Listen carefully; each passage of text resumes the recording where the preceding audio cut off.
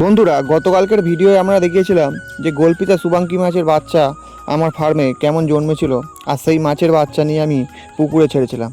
আর আজকের ভিডিওতে আপনাদের দেখাবো গোলপিতা শুভাঙ্কি মাছের বাচ্চা পুকুরে ছাড়ার পরে কীরমভাবে বাঁচাতে হবে। বন্ধুরা, আমি এখানে 3 রকমের খাবার দেখালাম, 2টো প্লাস্টিকের মধ্যে আর একটা ডিম সেদ্ধ। তো সমস্ত রকম খাবার নিয়ে আমি সাইকেল নিয়ে বেরিয়ে পড়েছি নিমতলা পুকুরে যাওয়ার উদ্দেশ্যে। বন্ধুরা, আমি চলে এসেছি পুকুর পাড়ে। আজকে সকালবেলা বেশ ভালো মতন বৃষ্টি হচ্ছিল, তাই জলের কালারটা একটু অন্যরকম, আর মনে হচ্ছে সব মাছগুলো ডুবে আছে। দুপুরবেলা আমি এসেছি, দেখো আকাশে হালকা সূর্য দেখা যাচ্ছে। তো সমস্ত মাছের খাবারগুলো নিয়ে আমি বার করেছি পুকুরে নামার উদ্দেশ্যে। আর আমার যে গামলিটা আমি নিয়ে এসেছিলাম, সেই গামলিটা আমি পুকুরের জলে ছুঁড়ে ফেলে দিলাম। আর যে ডিম সেদ্ধটা এনেছিলাম সেটা আমি পকেটে রেখে দিয়ে সোলার মধ্যে আমি উঠে পড়লাম। এবারে আমি তোমাদের পুকুরে দেখাবো প্রত্যেকটা নেটে কী কী মাছ আছে, আর দেখতে পাবেন তোমরা এই ভিডিওর মাধ্যমে যে বাচ্চা মাছ বাঁচাতে গেলে কী কী করতে হয়। বন্ধুরা, বাচ্চা মাছ বাঁচানোর সবচেয়ে সহজতম উপায় হলো প্রত্যেক দিন সময় মতো পুষ্টিকরযুক্ত খাবার খেতে দেয়া। তবেই বাচ্চা মাছ কিন্তু বাঁচবে, আর সেই বাচ্চা মাছ ভালো গ্রোথ করবে। তো বন্ধুরা, আমি প্রথমে চলে এসেছি একটা নেটের কাছে। এই নেটটাতে তোমাদের দেখালাম খেজুর মলি ভর্তি হয়ে আছে। আমি অল্প করে কিছু মাছকে খাবার খেতে দিলাম, তারপর কিন্তু হুড়োহুড়ি করে খাবার খেয়ে নিল।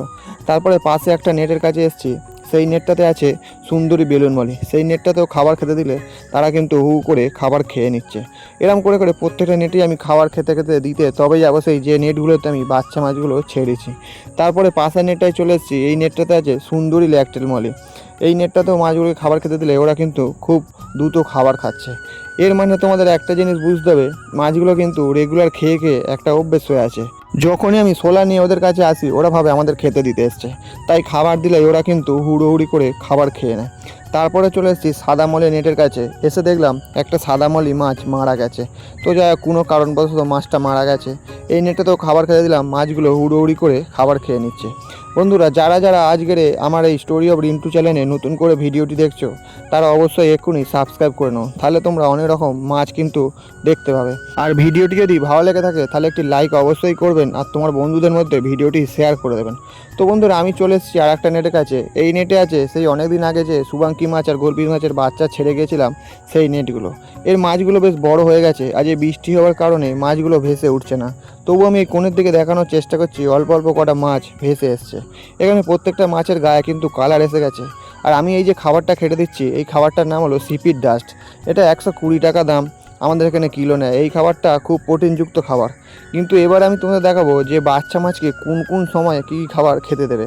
তো বন্ধুরা দেখো, যে মাছগুলোকে আমি সিপিড ডাস্ট খেতে দিয়েছিলাম তারা এবার ভেসে ভেসে খাবার খাচ্ছে। পাশের নেটটাতেও দেখালাম, সেই নেটটাতেও কিন্তু সব মাছ ভেসে উঠেছে।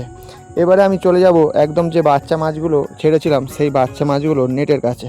তো বন্ধুরা, আমি যে ডিম সেদ্ধটা নিয়ে এসেছিলাম, ডিমের খোসাটা ছাড়িয়ে নিয়ে এবারে আমি ডিমের কুসুমটা বার করে নেবো। কারণ যে বাচ্চা মাছগুলো আগামীকাল ছেড়ে গেছিলাম, সেই বাচ্চা মাছগুলোকে আমি আজকে ডিমের কুসুমই খেতে দেবো। কিন্তু কীরম পদ্ধতিতে খেয়ে দেবো সেটাই তোমরা এবারে দেখতে পাবে। ডিমের বাইরের যে সাদা অংশটা সেটা আমি জলে ফেলে দিলাম, তার কারণ দুপুর হয়ে গেছে, তাই আমি পুকুরের মাঝখানে থেকে আর সাদা অংশটা খেলাম না। এবারে ডিমের কুসুমটা আমি খুব ভালোভাবে চটকে চটকে একদম লিকুইড মতন করে নেবো। তারপরে পুকুর থেকে মগে করে জল নিয়ে এবারে এটাকে ভালো করে গুলে নেবো। বন্ধুরা, বাচ্চা মাছ পুকুরে ছাড়ার পরে অন্তত 7 থেকে 8 দিন আপনারা ডিমের কুসুম ভালো করে গুলে নিয়ে মাছে খেতে দেবেন।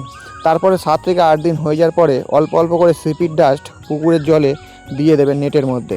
তাহলে কী হবে, মাছগুলো কিন্তু সবসময় প্রোটিনযুক্ত খাবার পাবে, যার ফলে মাছ কিন্তু ভালো বাঁচবেও আর খুব দ্রুত বৃদ্ধি পাবে। তো এবার আমি গুলে নিয়েছি পুরো ডিমের কুসুমটা।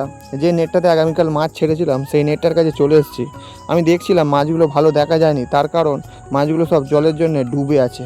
আর কাল রাতে যে ঝড় আর জল হয়েছে তার জন্য পাতা পড়ে আমার নেটে ভর্তি হয়ে আছে ওইদিকে। তো একটা নেটে খাবার দিয়ে চলে এলাম পাশে আর একটা নেটে। এই নেটটাতেও দেখছিলাম মাছগুলো সব ডুবে আছে, তো এই নেটটাতেও আমি আস্তে আস্তে খাবারগুলো দিয়ে দিলাম। বন্ধুরা, তোমাদেরকে আজকের এই ভিডিও দেখালাম যে বড় মাছকে আমি খাবার খেতে দিলাম, কিন্তু সেই বড় মাছকে এই গরমকালে আমি কী খাবার খেতে দিই, যদি তোমরা সেই ভিডিও দেখতে চাও তাহলে তোমরা কমেন্টের মাধ্যমে জিজ্ঞেস করতে পারো। আর ভিডিওটি ভালো লেগে থাকলে একটি লাইক করবেন অবশ্যই।